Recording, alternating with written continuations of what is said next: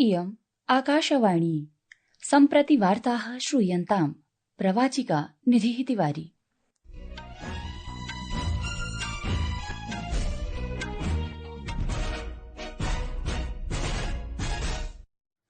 आदौ मुख्यवार्ताः।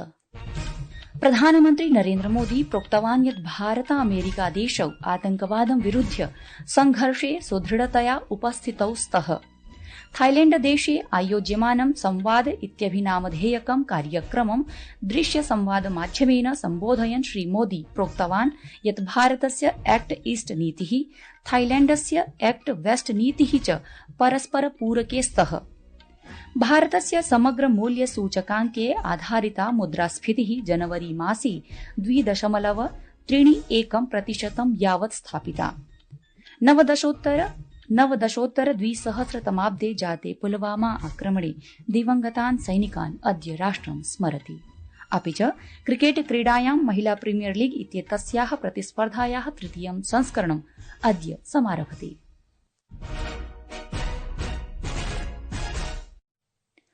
अथ वार्ताः विस्तरेण। प्रधानमन्त्री नरेन्द्र मोदी प्रोक्तवान् यत् भारत अमेरिका देशौ आतंकवादं विरुध्य संघर्षे सुदृढतया उपस्थितौ स्तः। सीमापारम् आतंकवादं समापयितुं सहमतौ अपि जातौ। अद्य वाशिंग्टन डीसी नगरे व्हाइट हाउस इत्यत्र अमेरिकीय राष्ट्रपतिना डोनाल्ड ट्रम्प इत्यमुना साकं द्विपक्षीय वार्तायाः पश्चादेव संयुक्त वार्ताहर सम्मेलने प्रधानमन्त्रिणा वक्तव्यमिदं प्रकाशितम्। आतंकवाद के खिलाफ लड़ाई में भारत और अमेरिका दृढ़ता से साथ खड़े रहे। हम सहमत हैं कि सीमा पार आतंकवाद के उन्मूलन के लिए ठोस कार्रवाई आवश्यक है और मैं राष्ट्रपति जी का आभारी हूं। उन्होंने 2008 के जिसने भारत में एक नरसंहार किया उस मुजरिम को अब भारत के हवाले करने का निर्णय किया है। भारत की अदालतें उचित कार्रवाई करेंगी। श्रीमोदिना अग्रे निगदितं यत् भारत अमेरिका राष्ट्रे 21 शताब्द्याम् एकस्यै रक्षा सहभागितायै एकस्मिन् नवीने 10-वर्षीये प्रारूपे हस्ताक्षरस्य घोषणां कृतवती। प्रारूपमिदं 35-2000 प्रचलिष्यति, यस्योद्देश्यम् उभयोः देशयोर्मध्ये रक्षासम्बन्धानां प्रबलीकरणमिति विद्यते। भारत-अमेरिका-देशौ अतोऽपि 30-2000 यावत् द्विपक्षीयं व्यापारं द्विगुणं कृत्वा $500 बिलियन मितं यावत् कर्तुं निर्णयं निर्णीतवन्तौ। सञ्जातोपवेशने अमेरिकीय राष्ट्रपतिना डोनाल्ड ट्रम्प इत्यमुना सबूदीरितं यत् भारत-अमेरिका-देशौ बृहत्तमेषु व्यावसायिक मार्गेषु अन्यतमौ स्तः। असौ अमेरिकादेशतः भारतदेशाय तैल प्राकृतिकवातीयेन्धनस्य प्रमुखापूर्तिकरणस्य उद्देशेन एकस्य महत्वपूर्णस्य सन्धिपत्रस्यापि घोषणां कृतवान्। अत्रावधौ विदेशसचिवः विक्रम मिस्री इत्येषः सूचितवान् यत् भारतम् अस्य वर्षस्य समाप्तौ क्वाड शिखर सम्मेलनस्य आतिथ्यं विधास्यति। एतदर्थं प्रधानमन्त्री नरेन्द्र मोदी डोनाल्ड ट्रम्प इत्येतस्मै निमन्त्रणम् अपि प्रदत्तवान्। प्रधानमन्त्री नरेन्द्र मोदी प्रोक्तवान् यत् भारत थाईलैण्ड देशयोर्मध्ये 200 वर्षाधिकाः सुदृढ सांस्कृतिक सम्बद्धाः वर्तन्ते। थाईलैण्ड देशे आयोज्यमानं संवाद इति कार्यक्रमं दृश्य संवाद माध्यमेन सम्बोधयन् श्रीमोदी प्रोक्तवान् यत् भारतस्य एक्ट ईस्ट नीतिः थाईलैण्ड देशस्य एक्ट वेस्ट नीतिः परस्परपूरके स्तः, याभ्यां परस्पर प्रगतिः समृद्धिः च वर्ध्यते। असौ अग्रे प्रोक्तवान् यत् एतत् एशियायाः पारस्परिकीनां दार्शनिकाध्यात्मिक परम्पराणाम् एकं सुन्दरम् उद्धरणं वर्तते। प्रधानमन्त्रिणा प्रोक्तं यत् अनेन सम्मेलनेन प्रकाश्यते यत् एशियायाः शताब्दीसमयः न केवलम् आर्थिक मूल्यानाम् अपितु सामाजिक मूल्यानां विषये अपि वर्तते। श्रीमोदी सबलं प्रोक्तवान् यत् भगवतः बुद्धस्य शिक्षाः शान्तिपूर्णस्य प्रगतिशीलस्य च युगस्य निर्माणे विश्वस्य मार्गदर्शनं कर्तुं शक्नुवन्ति। सः प्रोक्तवान् यत् संघर्षैः अद्य जनाः राष्ट्राणि च अतिक्राम्य प्रकृत्या सह द्वन्द्वः विधीयते। प्रधानमन्त्रिणा कथितं यत् अनेन पर्यावरणं संकटापन्नं सञ्जातं यदस्माकं विश्वाय हानिकारकं वर्तते। प्रियाः श्रोतारः, संस्कृतवार्तायाः संस्करणमिदम् इदानीम् आकाशवाणीतः प्रसार्यते। सममेव अयं कार्यक्रमः आकाशवाण्याः अन्तर्जालपटले www.newsonair.gov.in इत्यत्र अथ च न्यूस् ऑन AIR इति चलदूरभाषीयतन्त्रांशे अपि समुपलब्धो भविष्यति।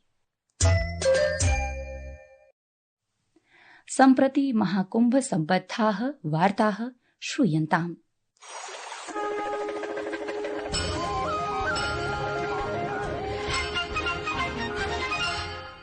प्रैष्य विभागः प्रयागराजे प्रचल्यमाने महाकुम्भमेलापके श्रद्धालुभ्यः विशिष्टाः सेवाः प्रददाति। मेलकक्षेत्रे स्थापितेषु शिबिरेषु आधारप्रपत्रस्य नवीनीकरणम्, अन्येषां च प्रपत्राणाम् अद्यतनीयकरण सदृशाः सेवाः तत्र समुपलभ्यन्ते। इतः पूर्वं सञ्चारमन्त्री ज्योतिरादित्य एम् सिन्धियाः महाकुम्भे तिस्रः स्मारक चीटिकाः सम्प्रसारितवान्। अनेन प्रयागराजस्य अरैलघट्टे प्रैष्यचीटिकानाम् अनावरणं कृतम्। एतासु प्रैष्यचीटिकासु त्रिवेण्याः तीर्थस्थानस्य त्रीणि प्रमुखानि स्थलानि यथा महर्षि भारद्वाजाश्रमः, स्नानम्, अक्षयवटं च समङ्कितानि। ऐतिहासिकानि वृत्तानि संस्मरणानि www.epostoffice.gov.in इत्यत्र समुपलब्धानि वर्तन्ते। भारतस्य समग्र मूल्य सूचकाङ्के आधारिता मुद्रास्फीतिः जनवरी मासे 2.31% यावत् स्थगिता।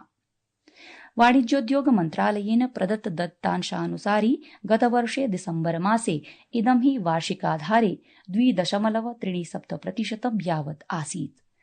प्राथमिक वस्तुभिः सम्बद्धं वार्षिकं मुद्रास्फीतिमानम् अपचीय जनवरी मासे 4.69% समागतम्। अपरत्र दिसम्बर मासे इदं हि 6.02% यावत् आसीत्।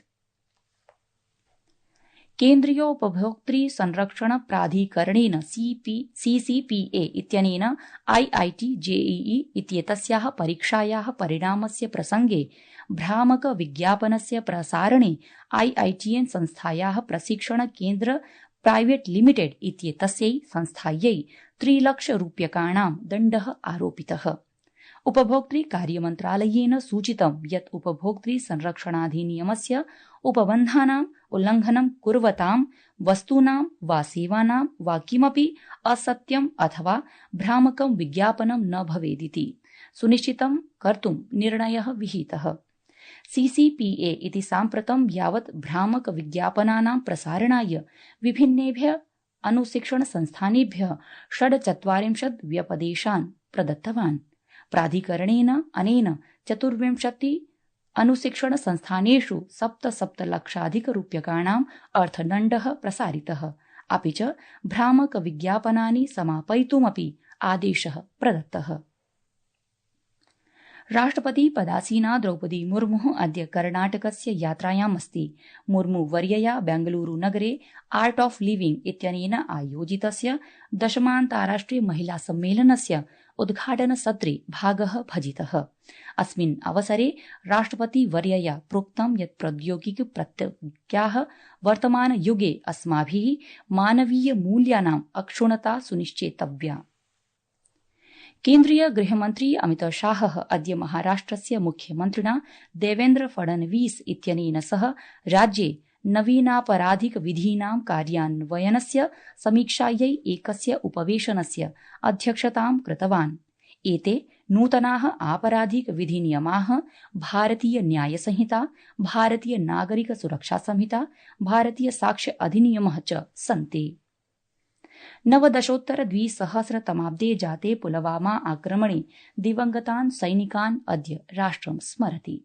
अयं दिवसः जम्मू कश्मीरस्य राज्यस्य पुलवामा जनपदे भीषणाक्रमणे CRPF इत्यारक्षिबलस्य हुतात्मनां 40 सैनिकानां संस्मरणे आक्रमणस्य 6 वर्षत्वेन आचर्यते। महिला प्रीमियर लीग इत्येतस्याः प्रतिस्पर्धायाः 3. संस्करणम् अद्य समारभते इति वार्ताः।